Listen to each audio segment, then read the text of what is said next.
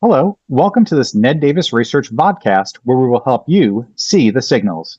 My name is Brian Sanborn, NDR's Global Head of Investment Solutions.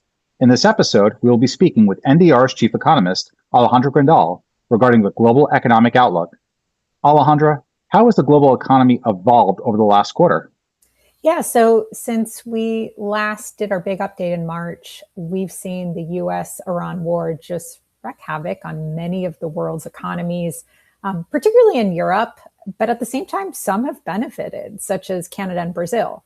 Meanwhile, the US and Japan have actually been surprisingly resilient, while China and India have held their own, but each face sort of some domestic issues. In response to the war, central bank policy has mostly lost its dovish tilt. And so that's kind of the bigger change.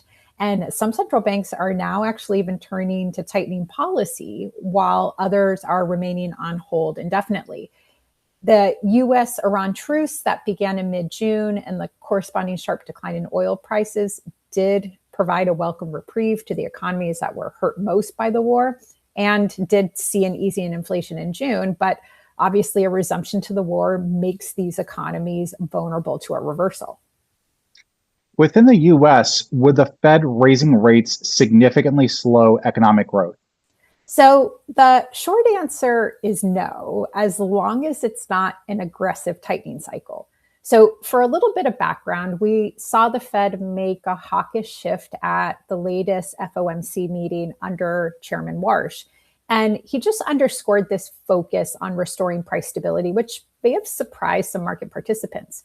But if you think about it, the employment side of the Fed mandate has pretty much been met, and inflation at the same time has exceeded the Fed's 2% target since early 2021. Monetary tightening, of course, helps reduce inflation and inflation expectations by slowing aggregate demand. But, sometimes it can raise recession risk. But the good news is financial conditions still remain pretty loose, and we believe the Fed can raise rates without derailing growth or equity market performance. Although we think inflation has likely peaked, perhaps we've seen a top off in energy prices, we still expect to see the rate remain elevated near 3.5% in the second half of 2026.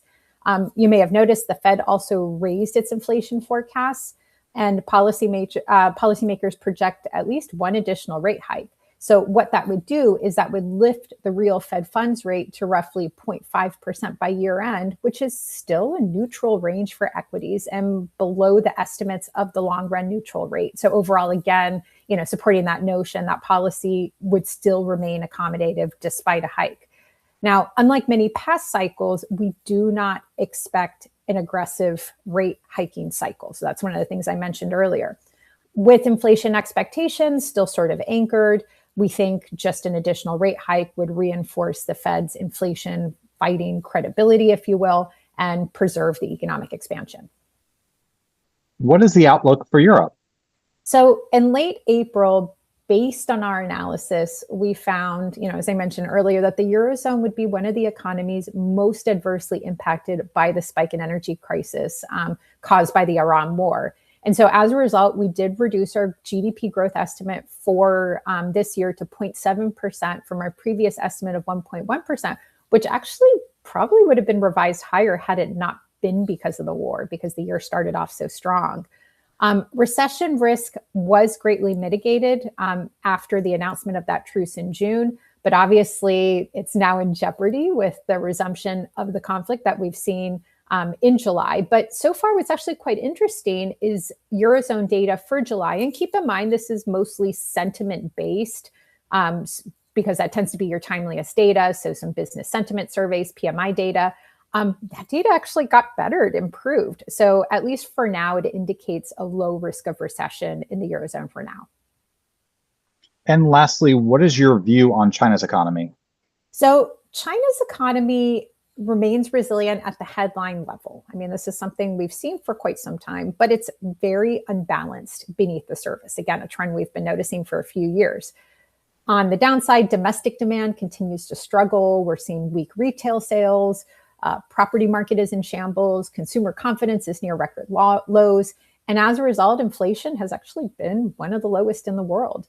On the other hand, growth continues to rely quite a bit on manufacturing and exports, and particularly in high-tech industries. The concentration of growth in external facing sectors just leaves the economy to downside risk if we were to see a sustained global slowdown, if global growth were to weaken a lot. Recent data has disappointed a bit. So the Citigroup Economic Surprise Index has been negative since early May. If growth slows materially, at least the good news is policymakers do have a scope to respond. This is typically what we do whenever, what China does whenever their growth goals do come at risk. So we expect continued targeted fiscal support, gradual monetary easing, but not a broad-based mega stimulus. And the good news, at least, is that this low inflation I mentioned provides room for additional policy accommodation without really igniting any price pressures. China's current economic imbalances, really are the result of deliberate policy choices. So since 2020, the government authorities have reduced dependence on this highly leveraged property sector.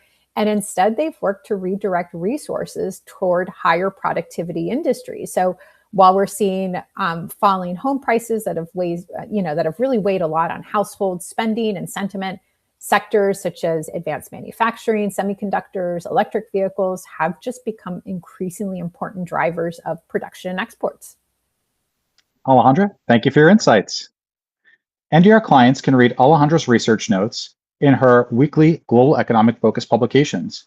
The indicators Alejandra and the research team developed for our subscription service are also used in our model portfolios, which are available for direct delivery on TAMPs and as ETFs.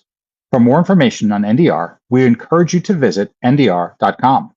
Also, for those listening in audio-only mode, video versions including the charts of See the Signals are available by going to info.ndr.com/ndr-signals.